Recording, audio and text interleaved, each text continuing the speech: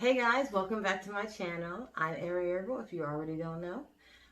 Thank you for being here. I missed Sunday because my sister is having a baby and she did her gender reveal, and me being the mama bear sister that I am, my sister came first. And so I went to go see my sister. She's having a boy. I'm really happy for her because that's what she wanted, and I'm just happy to support in any type of way I could. So I was really happy to see my sister on Sunday because I haven't seen her in a long time, and I had to drive to Maryland, which isn't that far, but it is like something that ends up taking up a lot of your day. So I couldn't make a video, so I'm making it today. And today's video is about is about 5 of my favorite herbal books for people who are learning how to be herbalists. So I know I get this question so much. So many people ask me, what books do you recommend as an herbalist? I get these questions all the time, and I feel like I'm constantly answering this question. So I'm going to make a video, and then when someone asks me a question about it, then, it's in a video. So 5 books for budding herbalists and things of that nature. All right, so my first book is going to be The Herbal Vade-Mecum. This is one of my favorite books because when you look into it, it's all like common names like jojoba or jasmine and not the scientific names when you look it up. I love that about this book because it just makes it easier to like look up stuff, and it's very well put together. It tells you what the botanical name of it is, then it tells you which parts are being used. It tells you what to use that parts. It even tells you some of the cautions you should look for when you're using the herb. So that's really nice. I really like it. It's from Gazman Skinderi. This book right here. I like this book. So this is one of my favorite books. It is kind of expensive. It's hard to find. You might be able to find it now, but back when I was looking for it, I had to look for it to find this book. It was part of my classes, and this is one of the ones that they wanted me to have. But I'm really glad they did because I love this book. Next is The Herbal Alchemist. Now, I'm only putting this book on here because, one, it can be very cheap and you can find it anywhere. And I know a lot of people like to know about the herbs and their planetary alignments and all that stuff. Some of the things in this book I don't agree with. Like, there are certain herbs that I think should be somewhere else. But there's also a great thing about herbs. They can be, there's more than one planet that, like, associates with them, So, like, it doesn't necessarily have to be, like, this herb and this planet all the time. It can't be anything else. That's not necessarily the case. So with this one, it's pretty great for understanding how to use herbs along with the planets. It's great for understanding how to classify other plants under planets, getting a feel for the energies of the planet so that you can classify herbs underneath those planets. So I like this book for that reason. There's a lot of great like recipes and stuff in here, spells, if you will. It's an interesting book. It's got a lot of cool stuff in there. So this one, you've probably seen it before, The Herbal Alchemist Handbook by Karen Harrison. Yeah, like I said, there are some herbs I don't agree with in this book, and who's to say, that those are the places where they have to be. It's not that big a deal, but it's still a great book. It's not the end all be all, but it's definitely a great guide. All right, next we have The Herbal Medicine Maker's Handbook, one of my favorite books because it was the first one I ever bought. I bought this book before I even went to herb school. Before I got my master's in herbalism, I bought this book by James Green. See this book. And it literally goes through different ways of utilizing herbs. And when you start reading it, he also tries to breed like this like reverence for the plant spirit. You know, like asking the plant whether or not it can be picked or not, and actually listening for the answer. Don't just be like picking stuff.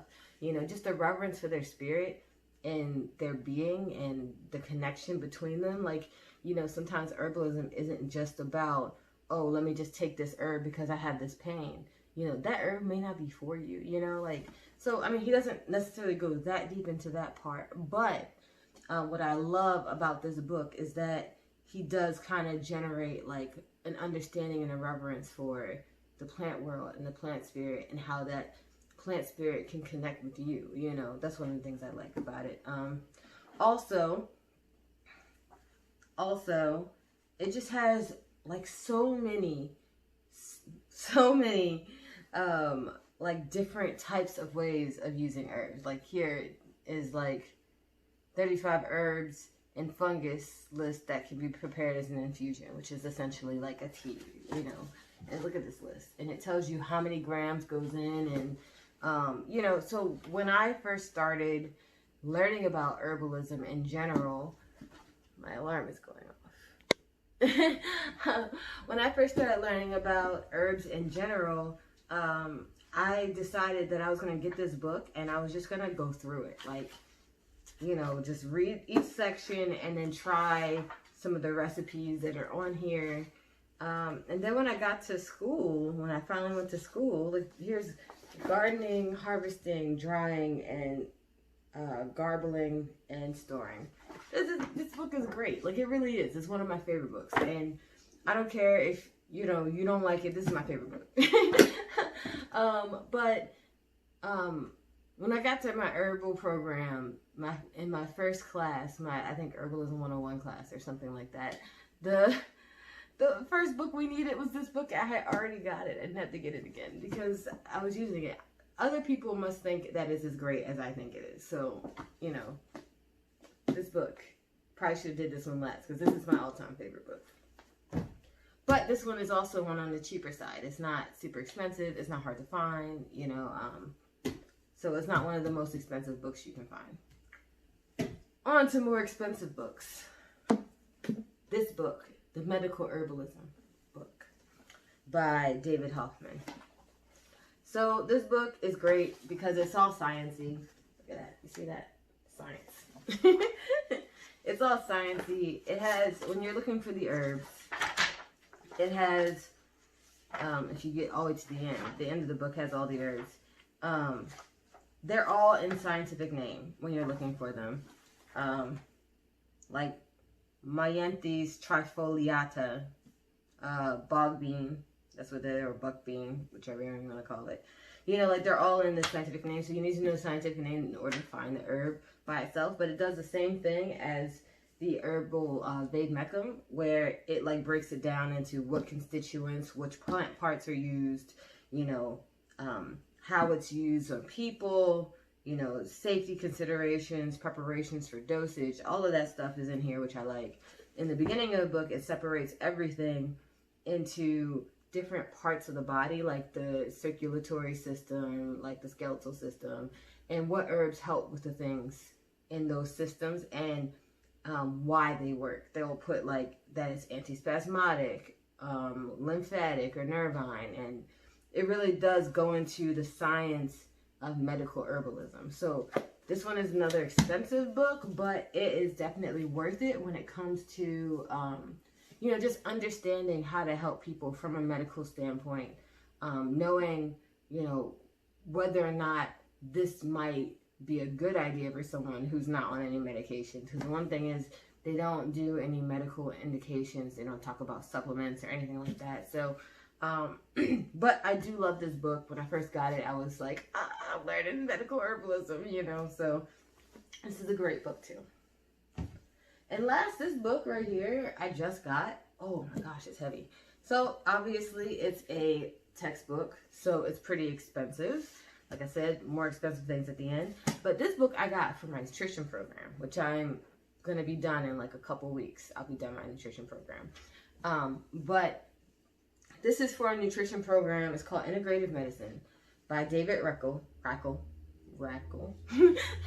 And what I love about this is that you can go through it and read about certain problems, like nutrient problems.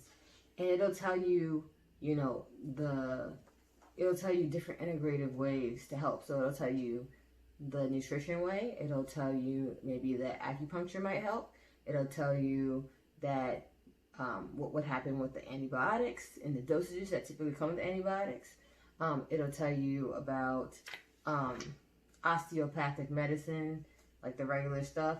It'll also tell you about the herbs that may actually be associated with it. So it's not really an herbal book, but if you're trying to be a clinical herbalist, this is a great book to have in your inventory because, you know, you're going to be working with doctors. You're going to be working with people who work with doctors. You're going to be working with people who don't really believe in herbalism, but they have nothing else to lose, so they're going to come to you. And it's going to be nice to have, you know, this kind of information at your fingertips to be like, okay, well, this was what was going on with you. I can understand exactly why the doctors gave you what you got, and now I can help you with whatever you need help with.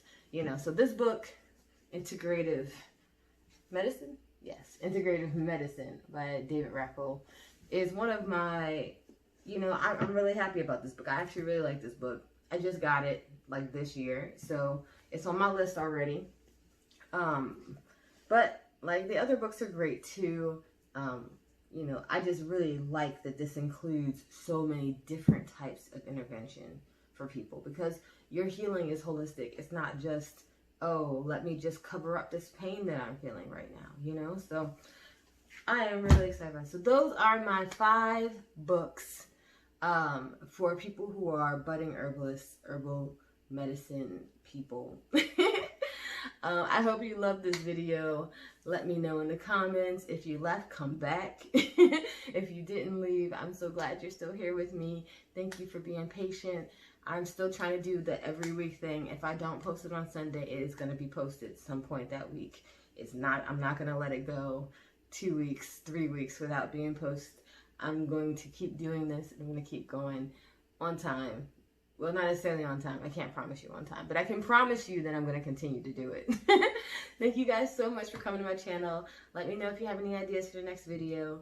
I have some ideas for the next video. I just got a new editing software and I'm really excited to try to make things, you know, like work well. So I want my videos to turn out good. So I thank you guys for being with me through all the worst videos and all the best videos. I'm so happy to be here with you guys. Please like and subscribe to my channel whenever you get the chance. Thank you guys so much. Bye.